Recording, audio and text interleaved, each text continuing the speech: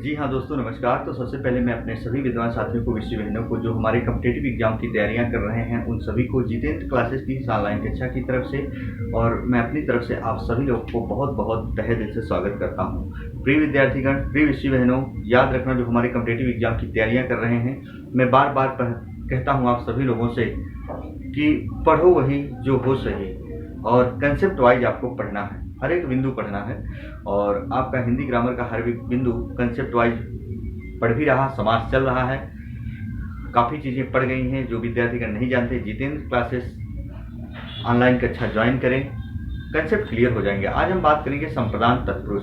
संप्रदान तत्पुरुष क्या होता है विद्यार्थीगण, उसकी विभक्ति चिन्ह क्या होती है के लिए। संप्रदान तत्पुरुष के जो भी समासिक पद होते हैं, उन दोनों समासिक पदों के मध्य से जब हम के लिए विभक्ति चिन्ह का लोप कर देते हैं तो याद रखना हम पहचान मुश्किल कर पाते हैं, यानी पहचान नहीं कर पाते, और वही हमारे संप्रदान तत्पुरुष होते हैं। लेकिन दो समासिक पदों के मध्य में जब हम वही कारक व्यक्ति चिन्ह के लिए का प्रयोग कर देते हैं तो वो संप्रदान तत्पुरुष हो जाता है। लेकिन संप्रदान कारक क्या होता है विद्यार्थीगण, दान आदि के अर्थ में जो चीजें होती हैं वहां भी संप्रदान कारक होता है, जहां के लिए नहीं को का बोध कराया जाता है। कारक पढ़ना है, कंसेप्ट वाइज पढ़ना है तो जितेंद्र सर के साथ जुड़िए। कारक पढ़ चुका है, जाके देखिए विद्यार्थीगण। तहलका मचाओगे, निःशुल्क सेवा है, परेशान होने की जरूरत नहीं है। जो भी हिंदी ग्रामर का आपका यदि बहुत वीक पॉइंट हो, यानी जो नहीं समझ पाते हो, कमेंट बॉक्स में कमेंट करिएगा। हिंदी ग्रामर का कौन सा बिंदु नहीं समझ में आता, आपका भाई आपका दोस्त उन अनछुए पहलू तक छूने का प्रयास कराएगा। आइए आज हम जरा देखेंगे संप्रदान तत्पुरुष क्या होते हैं। संप्रदान तत्पुरुष की जो विभक्ति चिन्ह होती है विद्यार्थीगण क्या होती हैं, के लिए होते हैं। बहुत ध्यान सुना, क्या होता है, के लिए होता है। यानी ये जो समस्त सामासिक पद मैंने लिखा है, यहाँ ध्यान से सुना, समस्त सामासिक पद ऐसे मैंने लिखा है। यहाँ देखो, जैसे मैंने लिखा है, पहला जो समस्त सामासिक पद है, माल गोदाम, प्रयोगशाला, गौशाला, यज्ञशाला, शौचालय, विद्यालय, शिक्षालय, सभा भवन, विधान परिषद और ऐसे विधानसभा, ऐसे घुड़साल। विद्यार्थीगण बहुत मैंने लिखा। आइए कंसेप्ट वाइज चीजें पढ़ते हैं, कैसे आप समझोगे। एक चीज याद रखना विद्यार्थीगण, हमारे हिंदी भाषा भाषी के जो विद्वान साथी थे उन्होंने क्या कहा, आइए जरा देखते हैं। जहां भी घर के समस्त पर्यायवाची, घर के समस्त पर्यायवाची शब्द, पर्यायवाची जो शब्द होते हैं किसके, घर के समस्त पर्यायवाची यानी भवन के, तो माल गोदाम यानी जो एक हम कहते हैं विद्यार्थीगण जहां बहुत सारी वस्तुएं रखी जाती हैं इकट्ठा कर। और ध्यान सुनना, कोई भी पदार्थ हो उसको इकट्ठा जहां करते हैं, उसका भंडारण करते हैं, वही माल गोदाम होता है। तो उसके लिए भी घर होना चाहिए किसी चीज को रखने के लिए। तो माल गोदाम, गोदाम का मतलब क्या होता है, घर या भवन। प्रयोगशाला, जहां हम प्रयोग करते हैं विद्यार्थीगण, सर्च करते हैं कोई चीज, याद रखना शाला का मतलब क्या होता है, भवन या घर। क्या होता है, भवन। गोदाम का मतलब क्या होता है, भवन या घर। गौशाला, गाय जहां रहती हैं उसके लिए क्या होता है, भवन। शाला का मतलब क्या होता है विद्यार्थीगण, भवन। और ध्यान से सुनते जाओ कि गलती नहीं होगी कभी। यज्ञशाला, जहां हम यज्ञ करते हैं, यज्ञ के लिए शाला यानी यज्ञ के लिए क्या होता है, भवन होता है। ऐसे शौचालय, शौच के लिए आलय, आलय यहाँ मिल रहा, देखो आलय, आलय का मतलब क्या होता है विद्यार्थीगण, भवन होता है। ऐसे ही हम कहें विद्यालय, विद्या के लिए आलय, आलय का मतलब यहाँ भी क्या होगा विद्यार्थीगण, भवन होगा। शिक्षालय, शिक्षा के लिए आलय, आलय का मतलब क्या होगा, भवन होगा। सभा भवन, भवन यहाँ भवन का मतलब खुद ही भवन होगा। विधान परिषद, एक होता है मंत्री परिषद, ध्यान सुना, एक होता है विधान परिषद, एक होता है मंत्री परिषद। इन दोनों में अंतर समझो विद्यार्थीगण। तो विधान जो परिषद होता है, विधान के लिए एक कमेटी बैठाई जाती है, एक विद्यार्थीगण गठन होता है। तो याद रखना विधान परिषद, विधान के लिए परिषद जो एक कमेटी बैठाई जाती है। लेकिन मंत्री परिषद, मंत्रियों की परिषद। तो विधान जो परिषद होगा ये हमारा संप्रदान तत्पुरुष होगा।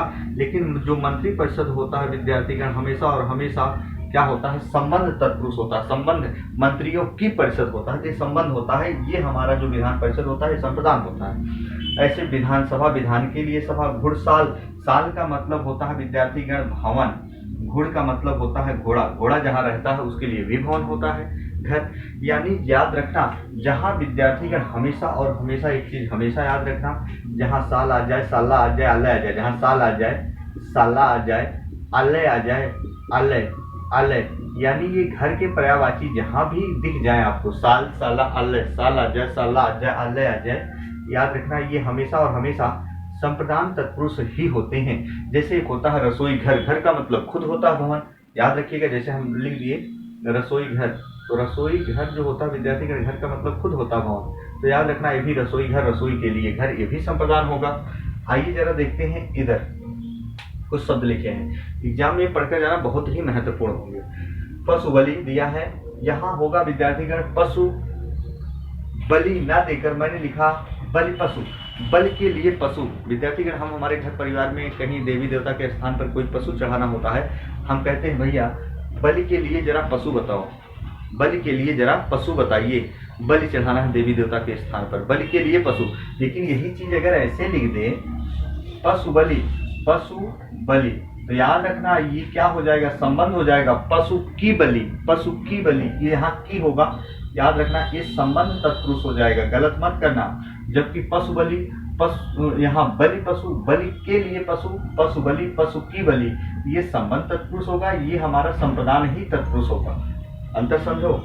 शिवर्पण शिव के लिए अर्पण, देशभक्ति देश के लिए भक्ति, मार्ग वे मार्ग के लिए वे, पुत्र शोक बहुत इंपॉर्टेंट, पुत्र शोक एक आएगा, पुत्र मग्न, पुत्र में मग्न एक होता है पुत्र शोक, तो पुत्र के लिए शोक, यहाँ ये भी संप्रदान है। राह खर्च, राह के लिए खर्च, डाक गाड़ी, डाक के लिए गाड़ी, हथकड़ी, हाथ के लिए कड़ी। ध्यान से सुना। मधुशाला, फिर साला आया, साल, साला, अल्ले जहां भी आ जाए वो याद रखना संप्रदान तत्पुरुष होंगे। मधुशाला विद्यार्थीगण यहाँ मधु है, तो हमेशा और हमेशा याद रखना मधु के लिए शाला यानी भवन, देव बलि यानी देव के लिए बलि, ईश्वर के लिए बलि किसी भी चीज की, देशार्पण देश के लिए अर्पण, सत्याग्रह सत्य के लिए आग्रह, क्या होगा समास विग्रह, सत्य के लिए, सत्य के लिए क्या होगा विद्यार्थीगण, आग्रह होगा।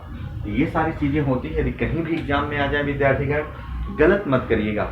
मैं बार बार कहता हूँ विद्यार्थीगण कि यदि कोई चीज सीखनी है तो जितेंद्र सर के साथ जुड़िए, कंसेप्ट वाइज सीखिए, चीजों को आप रटते हो, रटन के पुजारी मत बनिए। कोई भी हिंदी ग्रामर का समस्त बिंदु हो तो आप हमसे जुड़िए, हर एक बिंदु क्लियर होगा। तो एक बार इसका स्क्रीनशॉट लें प्रिय विद्यार्थीगण।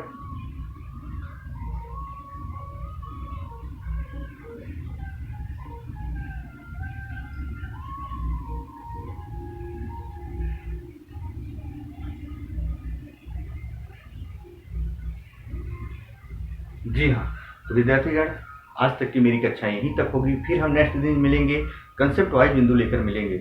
और मैं बार बार कहता हूँ जो चीज़ें आपको ना आए तो आप कमेंट बॉक्स में कमेंट कर सकते हैं, वो चीज़ आप तक पहुँचेगी जरूर। तो विद्यार्थीगण बस आज तक यहीं तक होगी मेरी कक्षा। वीडियो यदि अच्छी लगी हो तो लाइक और सब्सक्राइब करना ना भूलें, वीडियो को शेयर भी करना ना भूलें विद्यार्थीगण। आज तक की मेरी कक्षा यहीं तक मित्रों, तब तक के लिए मित्रों जय हिंद जय भारत।